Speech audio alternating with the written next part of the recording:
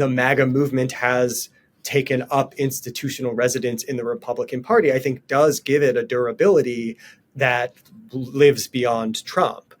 So it's not as simple as like just being totally a cult of personality around Trump, whatever Trump says goes, but it also like, it's like all on Trump's terms, but with a kind of durability at this point that it can actually go beyond just Trump himself. Hello, everyone, and welcome to the Focus Group podcast. I'm Sarah Longwell, publisher of The Bulwark, and this week we are going to crawl into one of the most uncomfortable places in American politics, the gap between what the Republican base voters demand and what swing voters will tolerate. I talk about this all the time as one of my fundamental truisms about the current state of the Republican Party, which is that the gap between what base voters want and what swing voters will tolerate has gotten very large. And since Donald Trump's conviction on 34 felony counts, many of his most energetic supporters among elected Republicans have condemned the entire justice system as rigged, politically motivated, banana republic-esque. You get the idea, because that is what their voters demand. It turns out, though, that swing voters don't all like Republicans behaving this way. So we're going to get some reactions from both these types of groups today, because these tensions within the Republican Party are important, critical to understanding the current election and whatever happens in the GOP after Trump loses. My guest today is Isaac Arnsdorf, national political reporter for The Washington Post and author of the new book, Finish What We Started, The MAGA Movement's Ground War to End Democracy. Isaac, thanks for being here. Thanks so much for having me, Sarah. Okay, so as far as we know, I think you are the first guest on this podcast to appear here and also on Steve Bannon's War Room. Yeah, you went on his show. You did that like in the course of rolling out your book, which I love. So tell us what reporting your book taught you about Trump's takeover of the grassroots Republican Party, especially the precinct strategy that Bannon talked, which I followed very closely back in 2021, 2022. Yeah, absolutely. So the book really starts after January 6th and focuses on the period where Trump was not only out of power, but kind of out of the picture, right? Like in those early months of 2021, he was kind of in political hibernation for a while. And it was not at all inevitable that he would have this comeback and overwhelmingly become the Republican nominee again. And the reason why that happened was actually a bottom-up phenomenon. And it was, to a large extent, the mechanism for that was this precinct strategy, which was popularized by Steve Bannon, but implemented by the movement, by the grassroots. The idea being that Republicans were responsible for selling out Trump when everything was on the line, meaning not going along with his efforts to keep himself in power after losing the election. And, there's a lot of truth in that, actually, that if you look at the pressure points and the reasons why Trump failed, it was really a handful of Republicans who refused to cooperate.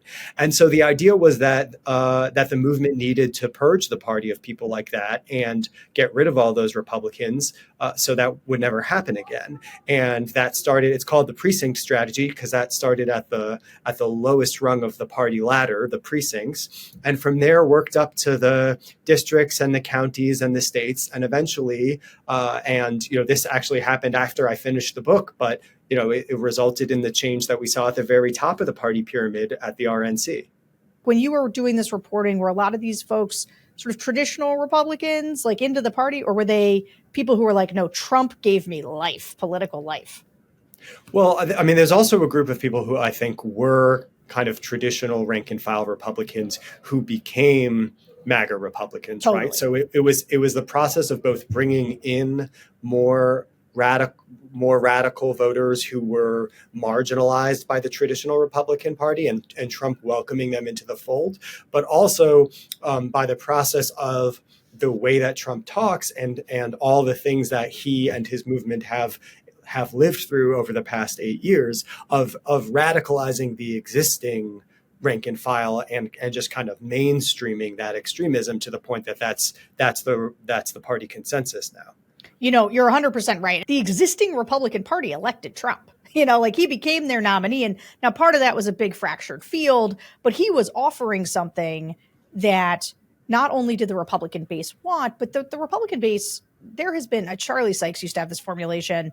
I'm sure he still does. Hey, Charlie, where it was that there was always this like recessive gene in the Republican Party that was kind of the Sarah Palin, Pat Buchanan gene that is now the dominant gene. And Trump sort of helped it go dominant, but it was always there. And so Trump helped to sort of grow it. But I wouldn't want to act like it wasn't there to begin with. And Trump kind of met the moment and had a built-in audience, because I think that's true. So let's listen to some of these voters. I want to, we asked them, these people who basically say in their screen, I identify more with Trump than I do with the Republican Party. And we asked them why. Here's what they said.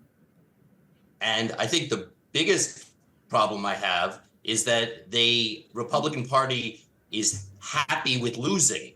They lose on all the issues and they justify it in whatever way that they do. And they say that they're happy. So you know what? Unfortunately, I can't back someone that's a loser all the time.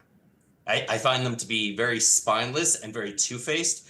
When you mentioned who do you think of is at that top of that list, I'd say Ronna McDaniel. Okay.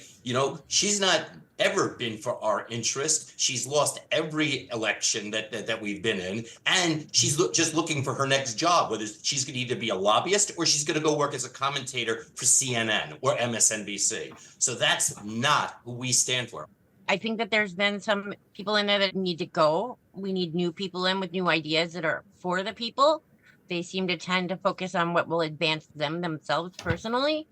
And I just think we need a whole new structure. It's almost like you got two frats at one school, that are for the same thing, but they're rivalry against each other. And it seems like it's for themselves and the people that have those seats and not the common people. I mean, I'm old enough to remember the days of Ronald Reagan and the Republican Party of that era. And it just doesn't seem as cohesive. It doesn't seem as one-minded, right-minded, I guess you want to say. I get the feeling that there are too many people that are trying to jockey for positions to get to the next level.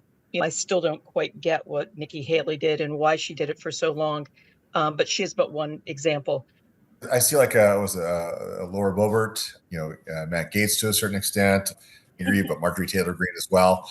It's almost kind of like they're the right-wing version of the Squad from the Democrats, but they're just trying to do things to get likes and just kind of promote themselves. I think it's the Marjorie Taylor Greenes and the Matt Gaetzes that are the firebrands who have the actual backbone, whether you agree with them or not. They're actually coming out and making a statement to go in and say, this is what we stand for.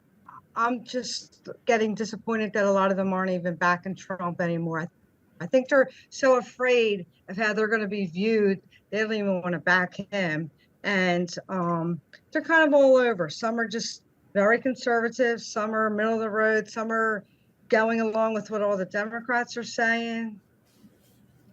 So here, that was like a smattering. And it's interesting because when you ask people, they're saying there's a couple things mixed in there. There are the people who are like, I want the fighters, right? I want Marjorie Taylor Greene. I want Lauren Boebert. And when people are talking about the fracturing in the party, they often mean like, I'm mad Mitt Romney won't support Donald Trump. But then there's other people who in there are kind of like, they actually think that the Marjorie Taylor Greenes or the Matt Gaetzes are like more absurd than Donald Trump. They're like, they're trying to get likes and create things. So like, tell me how, when you're out there talking to people, what did it feel like to you? Or what did you hear from people in terms of how they felt about the Republican Party?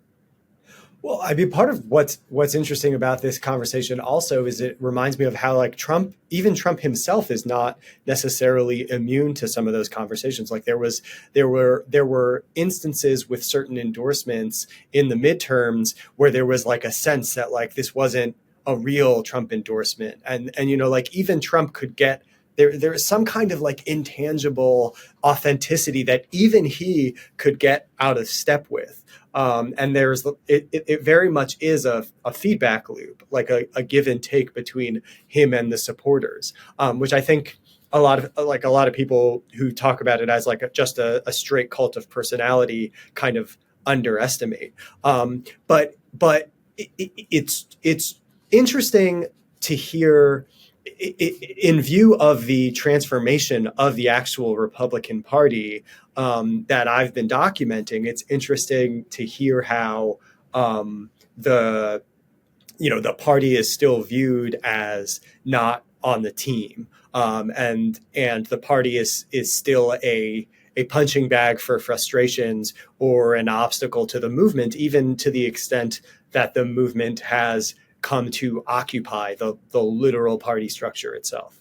Well, this raises what I think is an essential point, which is we used to ask this question: are you a Trump Republican, right, or are you a traditional Republican? And like that distinction used to make sense, but it doesn't make sense anymore, right? So like it's actually now sort of a silly question. And one of the ways that I have this theory, we were doing an episode in North Carolina about the Mark Robinson, the gubernatorial candidate there, who's like a Holocaust denying lunatic.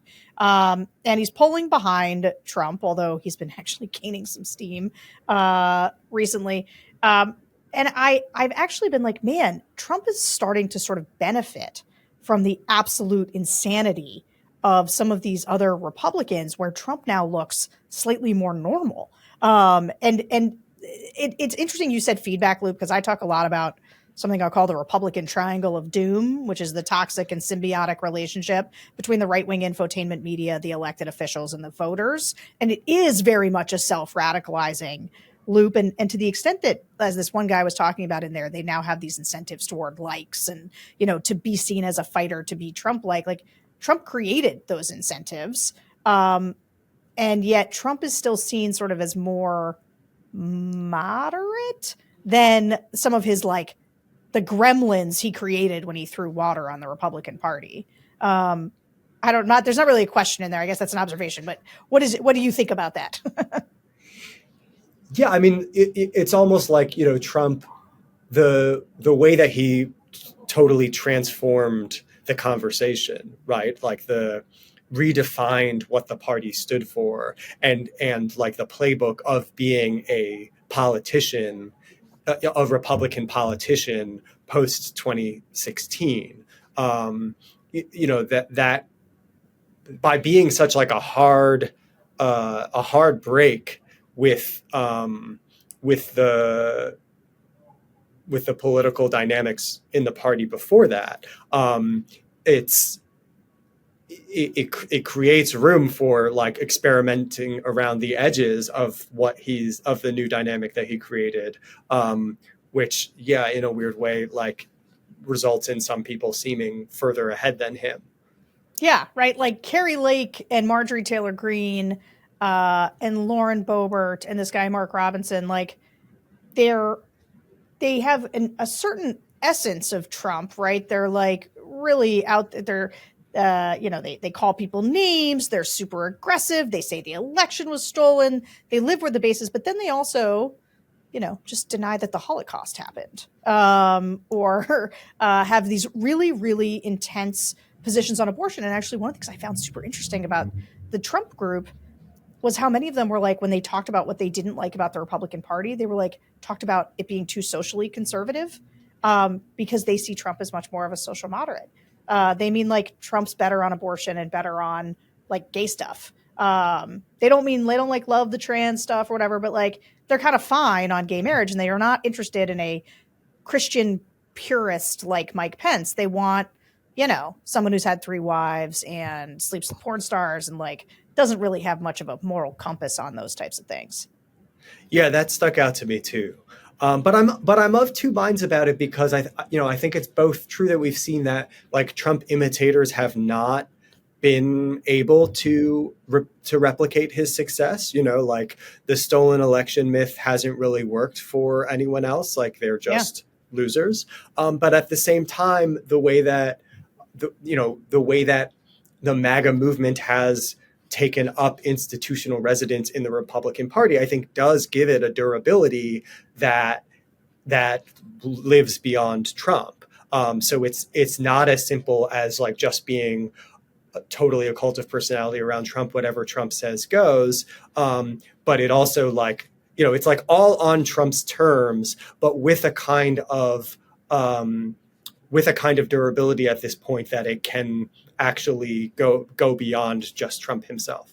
Yeah, and I think that if I had to remove one of my corners of the triangle, I would, I guess, remove like Republican elected officials, and like it's really the relationship between sort of like the right-wing infotainment media and these voters with like the Trump umbrella over them, and how those things create you're right that like Trump has like a lizard brain for, he's not always setting the direction, he's often following too, right? I think even in what he did in 2016, he understood where these voters were on things like immigration in a way that the Republican Party didn't. He understood where they were on, they didn't want to compromise with the left. He knew that if he went after the Republican Party and called them rhinos and cucks, that a big part of the party would react favorably toward that because they think the Republican Party sells them out by compromising with liberals.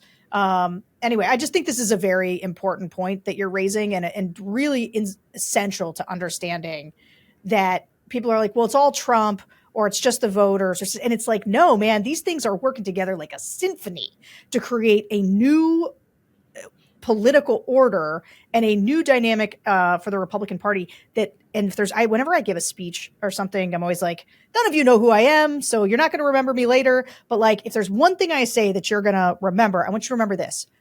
There's no going back to the old Republican Party. And I want them to, because it'll save everybody time if everyone stops being like, well, how are we going to get it back to the roots of Reagan? Or how are we going to get Mitt Romney to be in charge of the party again? I'm like, guys, it's never happening. Or not never, but like it is not happening in the near term, because the fundamental thing that the Republican Party is doing, that it is like its voters, its media ecosystem, its elected officials, like it's a whole new thing. And the voters will tell you, we are not going back. They will articulate it clearly. We don't want that old thing.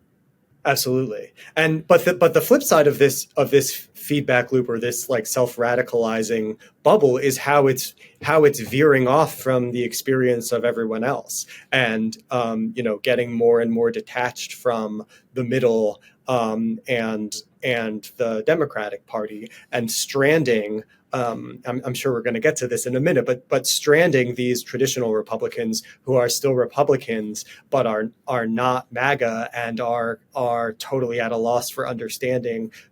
They're asking the question that you're responding to, of like, when is this going to snap back to normal?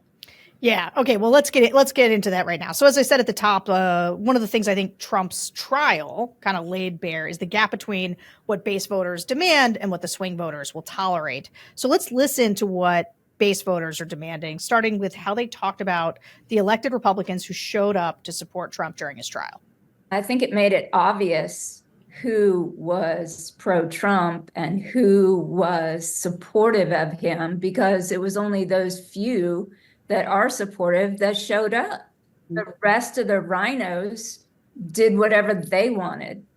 We got to keep in mind that the goal of a politician is to get reelected. That's their only goal. They want to keep that going, because then they are privy to the knowledge that they're gaining on Capitol Hill, and that income and what other bribes and things that they accept.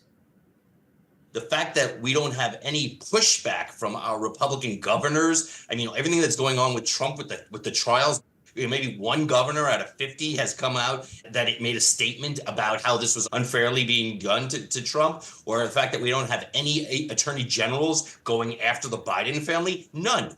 We have none in any state on the Republican side going after any subpoenas or anything against any of them.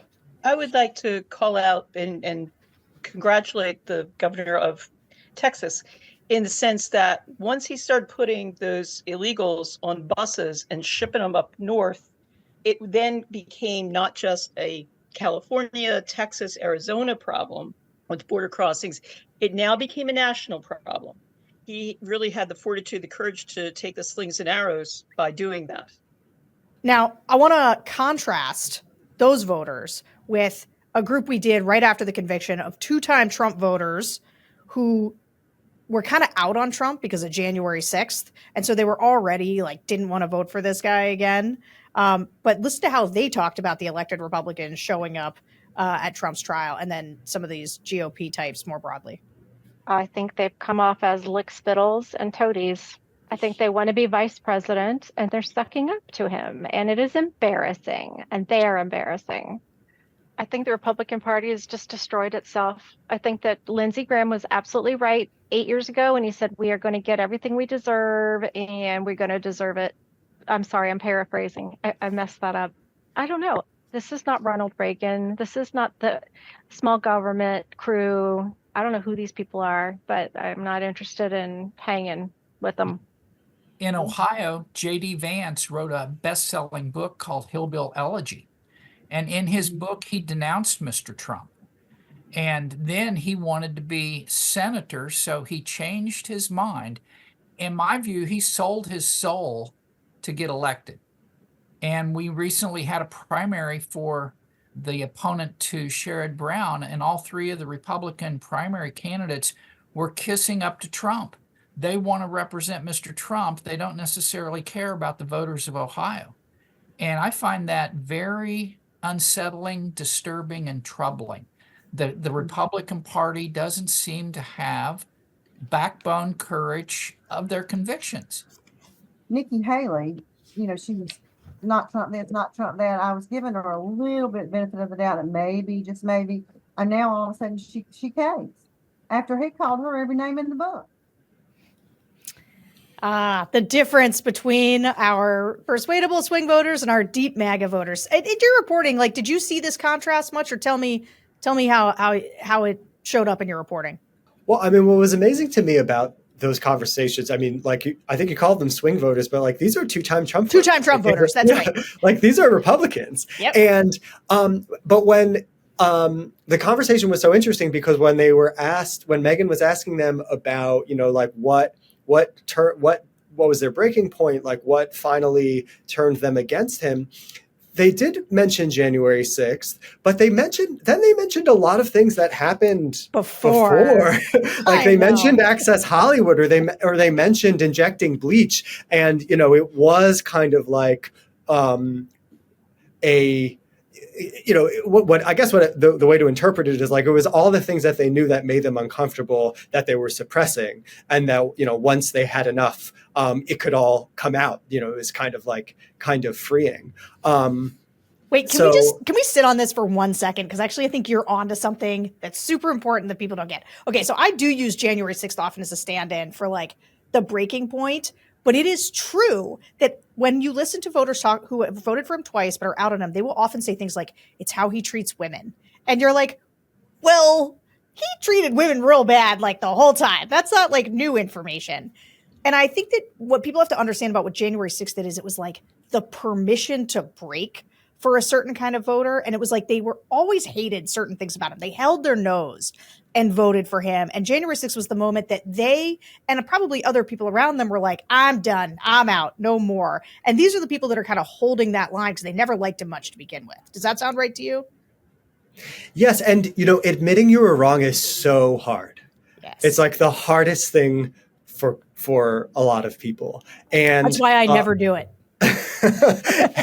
And so, I think there's a way in which being able to look back at the things that you knew and that you recognized before is a comfort to that. It's, like you can level with the things that made you uncomfortable before. But it's all it's a huge, complicated combination of factors ultimately that goes into a vote.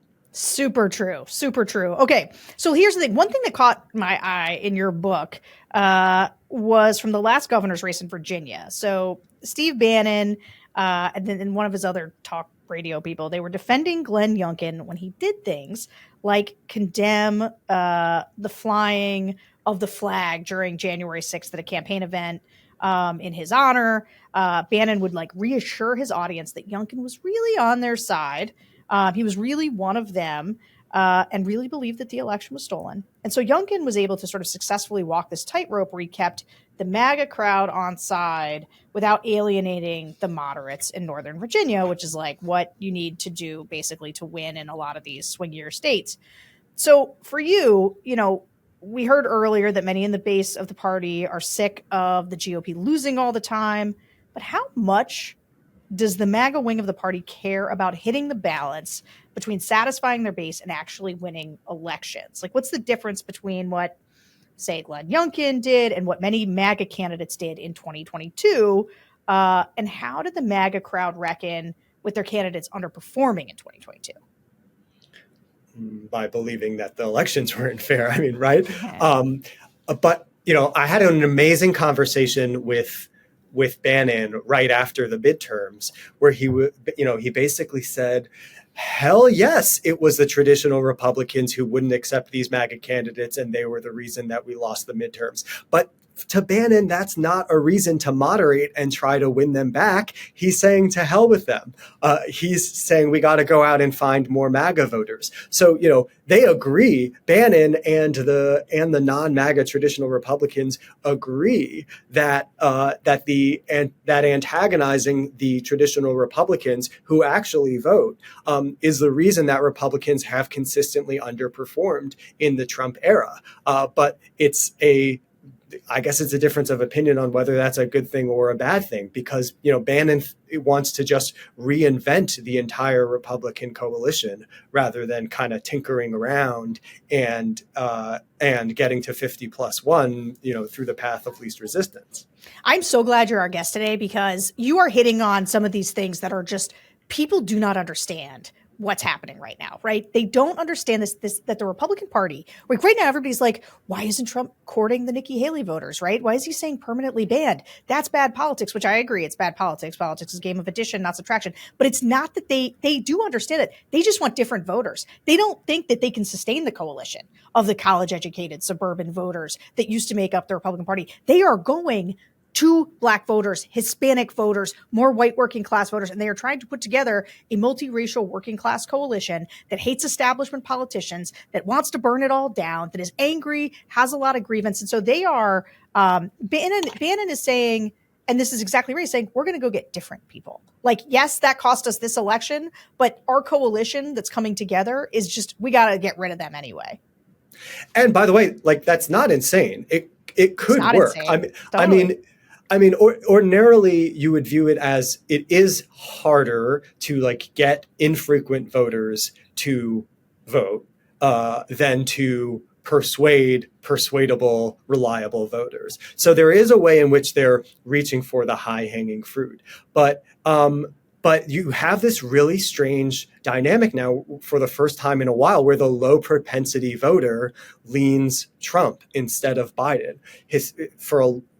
Historically, for the last several elections, the Democrats have been trying to expand the electorate with the view that would result in more Democratic votes. And now, because you have this weird dynamic where the traditional non-MAGA Republicans who reliably vote are not inclined to vote for Trump, like they're the lower propensity voters, it's actually the Republicans who are out there trying to expand the electorate and register more voters and get people more engaged. Which is why Democrats are doing so much better on special elections and midterms, because in the trade, they got high propensity voters, right? In this political realignment, they got a lot of these center-right voters. It's like in Wisconsin, you see a judge, Protasewicz, where the abortion's the number one issue. She wins by, I forget, it was like 10 points in a place like Wisconsin. And it's because in an off-year election, the people who vote in them are they're very reliable center-right voters. But in a presidential, and this is where I think it's created a really hard time for sort of people in the political prognostication business to figure it out, because everyone's like, well, it's going to come down to turnout, but that's like truer than it's ever been, because nobody knows how many of these people are going for Trump. Like, they don't know how many new people he can produce and how many new people he's attracting into this coalition, because it's defying normal political compartments. Yes? Yes, and also the idea of like suppression, and I don't mean like disenfranchisement suppression. I just mean like, as a political tactic, like making the other side's base demoralized and not bother to turn out. Like I think that earlier on in the campaign, the Trump campaign was betting pretty big on that. That every 2020 Biden voter who didn't vote was a win for them. And I think it's more complicated now when you think about like a weird world in which a low turnout scenario actually benefits the Democrats. Yeah, totally. No, because the more cynical voters are now skewing Republican. Yes. Yeah, and look, I hear this all the time in the groups of the double haters, as we'll call them, right? Like they're not going to vote for Biden, but they're not going to vote for Trump either. And like, so it's like they have a diminished enthusiasm, and they're kind of like, I'm either going to leave it blank or not vote. Or they get RFK curious, and you just hear a lot of that from that crowd. Okay, all right, so I could talk to you, but people are here for the people. They want to hear the people's voices. So I want to get into how the more MAGA voters talked about their hopes for Trump's second term, and there was plenty of what you'd expect from any of these kinds of voters, like they want to get inflation under control at the border, but there was also a lot of like hot stuff, and I mean that in a bad way. Let's listen. I hope that it's a whole lot more robust in going after the swamp. This is his second term. He's not going to worry about re-election. I mean, I'm not saying it should be the Nuremberg trials, but it should be pretty damn close. I mean, people have to be gotten rid of. Other countries have to be not trusted. He has to try to accomplish as much cleaning house as he possibly can in 4 years. I'm hoping I see a purge in the government. He went in there so naively the first go around and didn't get rid of a lot of top people like normal presidents do.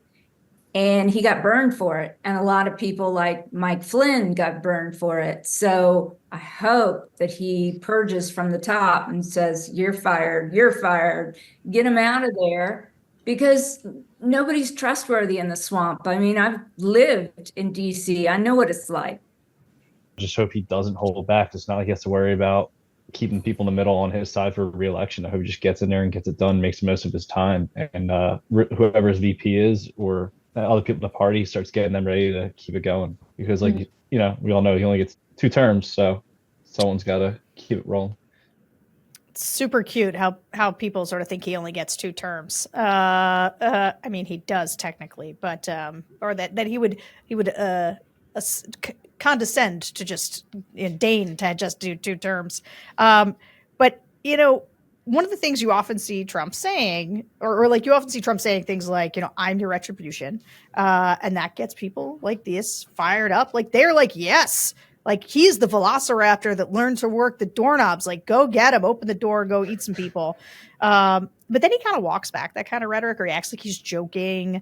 And this is something you mentioned in your book, where he gets to like get away with sort of walking things back without appearing to cave when he plays these like word games, and he ebbs and he flows in his intensity. Like talk about how he strategically positions himself to be able to be all things to all people.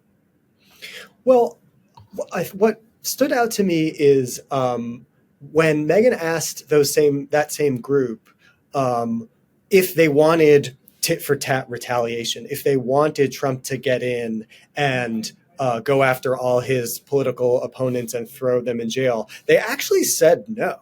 They actually said, like, I hope he would take the high road. Like, I hope he'd be better than that. Like, we need to move on. This is exhausting. So they are uncomfortable with it on a certain level. But when they, when the question is framed just a little bit differently, and it's like, what should Trump do? And like, Trump says he wants to do this. Do you agree with that? Then, there's a cue of like, yes, support the movement, support the leader. And he's deadly serious about it. He's saying he wants to do those things because he wants to do those things. And I get the feeling that a lot of his supporters are it's not their priority, but when you frame it as, are you lining up behind him? Of course, the answer has to be yes. Yeah. And, you make a good point, and I sometimes have to defend voters on this count, which is that you're right when you say that they weren't eager to have him like locking up his political enemies. Although something not quite the Nuremberg trials was like. Yeah, that guy was the exception. That guy was all in. Yeah, that guy was his wanted people hauled in front of whatever squads. But you're right that I do think Americans are not super comfortable with like outright prosecution. But this is where the lock her up chance it gets into the seriously but not literally, where they sort of want to maintain the things that America's like not really supposed to do, like prosecute political enemies for nothing, but also they want to have a good time, and it's fun to talk about locking up your political opponents, because people do not understand the red solo cup element to this, where it's just like this is a good time talking about locking up our political enemies. Go ahead.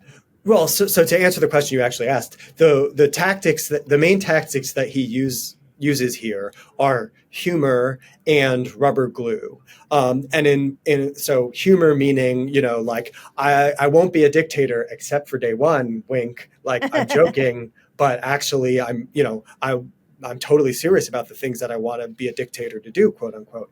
And the other thing he does is with the rubber glue trick is I'm not a threat to democracy. Joe Biden's a threat to democracy. Joe Biden's prosecuting his political opponents, so I'd be totally entitled to. I don't want to, but he started it.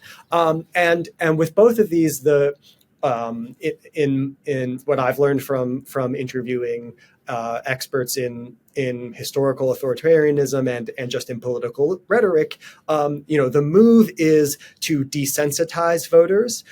So you hear this word dictator, you hear words like Nuremberg, you hear that stuff enough, and people just start to turn off to it. It numbs them to it, and then the other effect that it has is just to confuse voters about what the real danger is, and creating these false equivalencies leads to a more generalized cynicism of like, they're both bad, this doesn't really matter, and that kind of attitude ultimately benefits the person who is trying to take down the democratic institutions. Yeah, I think this is, like when I talk about the red solo cup phenomenon, I think there's a couple things that get a little underappreciated about Trump. One is the extent to which he provides community for people, right? Like I think loneliness is just a big, and like the absence of trust, whatever. Like people love going to these rallies because it's like a great time. It's like seeing a concert. They're not. And when Trump says so, he just did this ridiculous one in Las Vegas where he said something like, I don't care about you, I just want your votes. And everybody starts roaring with laughter, and it gets clipped and sent around like, see, he doesn't care about them, but they're missing how it's perceived in the room, which is people that are like, yeah, man, this guy is just all bombast, and like, he's not here for it. Like, they don't care that he's not there for them. What they read from that is like, but like, we're all in this together, and this is so fun, and I'm here to cheer for this, and like, we're all going to buy t-shirts and drink beer, and it's great. And so like the community aspect is something people don't, I think, get. And then the other aspect is how much of the stuff that he says is mostly played for laughs and like lands with laughs. And so like, you're like, man, this is like super racist, this thing he just said, but nobody's like, that is just not how it's being heard in the room, and not just by white voters, by lots of, I do groups of black voters and play things that he said about, black voters like me because I have a mugshot or whatever. And people will be like, yeah, man, the system's out to get him, and they're just after him. Like, they're after us. And like, that is how people read it. I think there's just, things land with people in such a different way than I think the media interprets the way they think it would land. Yeah, the context matters a lot, and it is really hard to communicate appropriately, because people understandably do find him so menacing and not funny, and he's not joking. But humor is so much a part of the experience, and fun is so much a part of the experience, and belonging, exactly like you said. I mean, it's cathartic in like an ancient Greek kind of way that, people come to be with other people, and they laugh and they scream and they cheer, and, then they go home and are polite, nice, regular people again. Yeah, that's right. And I'm going to quote Charlie Sykes for the second time in this podcast. One of the things he always said that I always thought helped capture this is like a clown with a flamethrower still has a flamethrower. And like, that's right. Like Trump is deeply dangerous. But he is to his people, he does not read as dangerous, which is why it's so hard to persuade on some of these things. Okay. Well, speaking of, it's just, yeah, and just the humor also, it causes a lot of people to underestimate the danger. Yeah. It's an inoculation strategy. Yeah. And totally. But I want to get into something that we hear concern about from all sides. Like everybody's concerned about the prospect of like civil unrest and violence. You just hear it from all the voters. And so obviously we know there's a certain segment of the MAGA movement that doesn't go quietly when it loses. But I was wondering how this segment of the Republicans thinks about this possibility, like these ones who are really in deep, how do they think about the potential of political violence? Let's listen. I grew up in South Jersey, about an hour away from Wildwood. I've been there many, many times. And I know many people who went to the rally, and they were saying exactly what you were saying, Debbie. It was very peaceful. It was just kind of like a nice party, and they're supporting their candidate. You didn't have violence. The people picked up their trash, for God's sake. It was just a lovely outing. It was wonderful. It's going to come down to whether people do or don't feel that the election was fair or not. We know that the 2020 election was stolen. We've seen enough evidence to go and at least ask questions about it. But if they do what they did in 2020 again in 2024, and it's not done very subtly, then I can imagine the poor in this country will revolt. There won't be any violence. But if it's stolen again and it's blatant, I have a feeling that the poor are going to go in and not take another 4 years of this. It really comes down to how the election plays out as well. If it ends up in Biden's favor and there are, questions, like, for example, I remember, was it Fulton County? Also, they had to close down the voting center. Little suspicious. If you see something like that again, I wouldn't be surprised if you saw people from the right start to fight back, because we've seen what's happened to Trump in New York.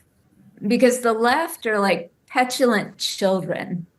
If they don't get their way, there's hell to pay, And so we've observed that time and time again. Whereas like when Trump was recently convicted, where was everybody? Where was the right? Were they storming the gates and setting fires? No.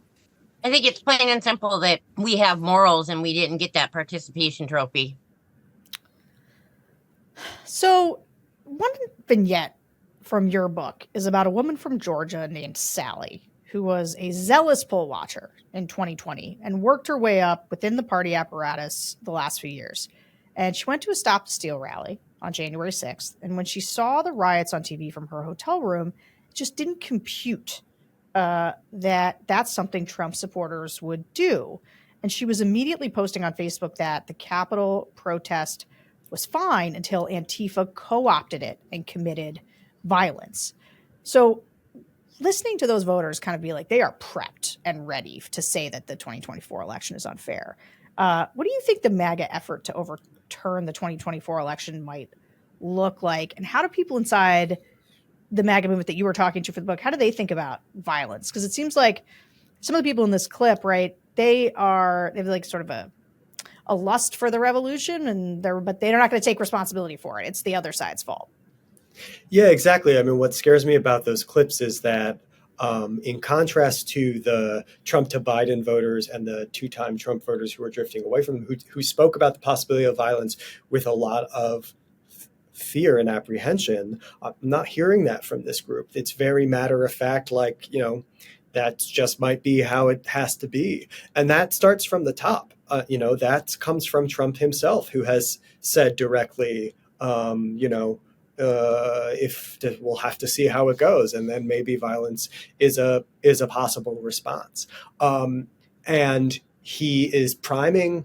So what happened in 2020 is that the misinformation about the pandemic and the George Floyd protests and the the amount of violence in the George Floyd protests primed Trump's supporters to reject the outcome of the election and then respond, like when he said on January 6th, peacefully protest, that's a nudge wink because of if you lived through that summer on Fox News, those were quote unquote peaceful protests when they were being bombarded with images of fire and violence. And what's happening now, kind of repeating that, is that prep work is Trump talking about how the only way he could lose is if there's theft.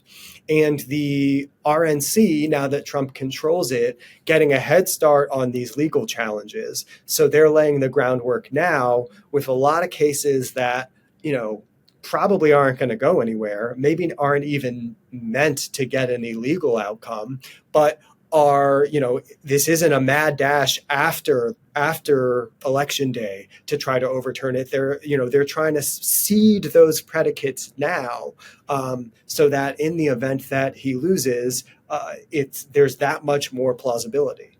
Yeah, there's no doubt they are prepping for this. And, it's not just Trump, right? You heard all of whenever you ask like a Marco Rubio or Tim Scott or anybody vying for the VP slot, you're like, will you accept the results of the 2024 election? They get asked this by reporters all the time and they say, well, if it's free and fair. And it's like, okay. And then they're like, and Donald Trump's going to be the winner. And so it's basically like, yeah, they're prepared to not accept the results unless Donald Trump wins. It is, it's happening right here in plain sight. And from people who are like from Marco Rubio, so anyway, okay. So, but I want to, you referenced this in your answer, because there is a lot of concern in swing voters' minds about violence, no matter how the election turns out. So let's listen to how some recent Trump to Biden voters talked about it. It seems like things have calmed down since Trump is out of office, but it still flares up. So definitely seeing it coming from the right, still divided as a country, but not as divided as it will be or it was when Trump was president. It's a little dicey, especially with Trump and, my kids and me and, being Black in Arizona. It's a little different. So I just wanted anyone other than Trump. I was tired of, watching over my shoulder and watching for my kids and stuff like that. So I figured, okay, Biden's my only choice. I don't care if it's a monkey. We're voting for the monkey. For me, I'm in Metro Atlanta, which is like 13 counties that make up Atlanta, Metro Atlanta. So I have, Democratic friends, Republican friends. And it was really hard because even during all of this, and even now, I hear them saying, you just wait, like there's some apocalyptic thing like right around the corner about to happen. And I've never heard that from friends that are more Democratic or more left. Even when there have been things that they're disapproving of, they just express themselves, but it's never that tone. So I'm not sure where they're getting that up, probably from some social media or something that they're reading, but there just feels like there's this low simmer going. And so it really does concern me greatly. If Trump was convicted on all charges and he had to go to jail like the average person would, I think there'd be another riot in this country. I really do. You have so many crazy Trump supporters out there that would love just to start more stuff and have another riot somewhere. And I truly believe he's going to weasel his way out of it, or they're going to do something to reduce the sentence and to prevent a riot. So this is another just underappreciated aspect. I think sometimes people don't realize how much menace overhangs how voters think about this. Like they're worried about what Trump voters will do. What do you think Trump voters will do if Trump loses? Well, the thing that keeps me up at night is basically sorry for spoiler alert, season 4 of Succession, but the scenario where there's a disruption during voting or during counting that makes it impossible to recover the actual free and fair result is a much bigger problem than interference at the certification phase, which is what we saw in 2020. I think part of why that didn't happen in 2020 or 2022 is because of the confidence among confidence in MAGA that they were going to win. And, if looking at the current polling, you couldn't fault them for feeling the same way again this time. So maybe that's something of putting the brakes on that. I mean, also it has been a real.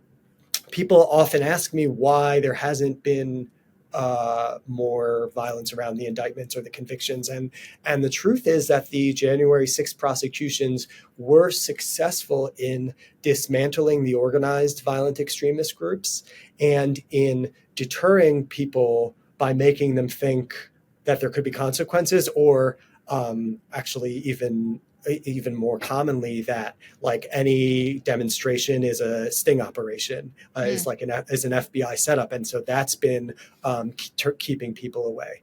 So that's a factor. I mean, the other thing that struck me from that clip, the woman in Metro Atlanta talking about what she hears from her friends is how much those conversations matter. And like we as reporters don't often hear them. But I think that they really matter to voters a lot, is like the people they actually know in their communities and how just like regular old Trump supporters function as ambassadors for Trump and the movement. And that was something that I really tried to get at in the book, was like actually trying to capture some of those moments. And there's one traditional Republican in Arizona in particular who talks about like actually like Trump's behavior bothers her, but it's the behavior that he brings out in his supporters that bothers her even more. Yeah, I think, I hear this in the focus groups from the swing voters, often the Trump to Biden voters, who they know lots and lots of Trump voters. And they'll be like, I remember I rewatched a focus group around January 6th. Like we have now multiple January 6th groups, like anniversaries, but we had we were rewatching the ones from right after. And there was a woman there talking about how she worked in a warehouse with a bunch of guys who were MAGA guys, and they were like stockpiling weapons and things. And she just like knew about it and they talked about it. And I think that this is right, that there is, in these swingier places, and Metro Atlanta is like a really good example of this, where you encounter both and you're like, actually the behavior of these people I find more alarming than the behavior of these people, which is why you get sort of radicalized professors on college campuses, because they're like, these left-wing progressive, even though they themselves are quite left-wing, they deal with these left-wing progressive students, and pretty soon they're like, I don't know, I might have to vote for Trump. Like, this is all too crazy. They don't go that far. But, like you do get radicalized sometimes by the people you're around, and I mean radicalized in opposition to them. It's a great point. But I got to ask you on that point, and this is sort of my last question, but it's a bigger one, which is, why isn't the MAGA movement sort of more of a liability? Like, and this goes to I do think that there are a lot of these college educated suburban voters, and they don't want to be in a political coalition with Marjorie Taylor Greene. They're like, this isn't my party. But I sort of feel like the Wall Street Journal editorial page, there's still like plenty that are there and that don't seem to have this, they don't seem to be driven away by sort of how dangerous, menacing the MAGA movement is. And I'm interested in why you think it's not. Like, why aren't more people driven away by this?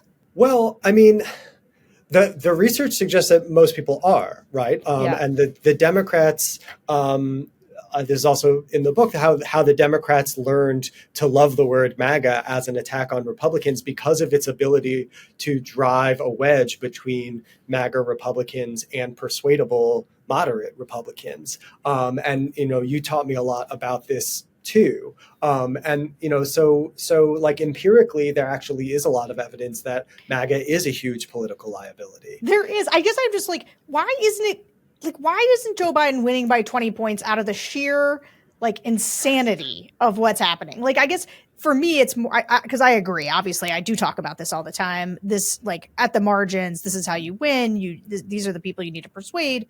But I'm also sometimes, when I stop and think about the fact that this race is currently tied, I am like, what is happening right now? Yeah, well, I mean, we haven't talked about like all of Biden's many political weaknesses. I know. Right? I mean, so, I get accused of spending too much time on that. Yeah. So obviously that's a huge factor. I talked to one to one guy last week who I called because he had told me last fall that that he was leaning toward Trump. He was a Trump Biden voter and he was leaning toward Trump, but not if he was convicted. So after the conviction, I called him back and said, what about now? And he said, well, basically, I don't think that conviction was legit. It doesn't count. Right. But based on other factors, he was totally undecided. He couldn't even give me an answer. He said he was looking for the debate. So, again, like we hear how the conviction can glom onto a sense of other things that are going on in voters' minds and push them over. But it's always like a huge swirl of lots of different things. And there's no like single but for cause. The big swirl, man. That is exactly right. People do not. I talk to a lot of Democrats. They're like, "Is it this message? Is it this message?" And I'm like, "Guys, man, it's a big swirl. It's a big swirl." I love that, Isaac. Isaac Arnsdorf, thank you so much for joining us, and thanks to all of you for listening to the Focus Group podcast. Remember to rate and review us on Apple Podcasts and subscribe to the Bulwark on YouTube. We will see you next week.